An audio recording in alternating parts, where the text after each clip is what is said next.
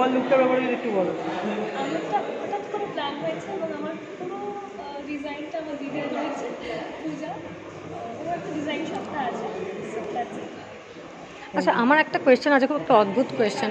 সেটা হলো যে ফিল্মফেয়ার অ্যাওয়ার্ড, যেগুলো একটু বেশি হাই প্রোফাইল অ্যাওয়ার্ড, প্রেস্টিজিয়াস, যেগুলো সব অ্যাওয়ার্ডই প্রেস্টিজিয়াস, অ্যাওয়ার্ড মানেই প্রেস্টিজিয়াস, বাট যেগুলো একটু বেশি হাই প্রোফাইল অ্যাওয়ার্ড, ইউজুয়ালি দেখা যায়, মানে আমরা দেখি যে সবাই বিভিন্ন ড্রেস পরছে, মানে গাউনটাই স্পেশালি বেশি মানে পরা হয়। এখানে শাড়িটা কেন, মানে শাড়িটা কেন, শাড়ি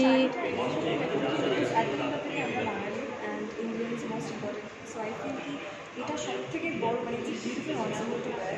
অ্যান্ড অলসো আমি যে ছবিটার জন্য নমিনেট হয়েছি বাঘা যতীন, প্রচণ্ড রেসপেক্টফুল একটি ক্যারেক্টার প্লে করা শুরু করেছি। সো সব কিছু মিলে আমার মনে হয় শাড়ি দ্য বেস্ট।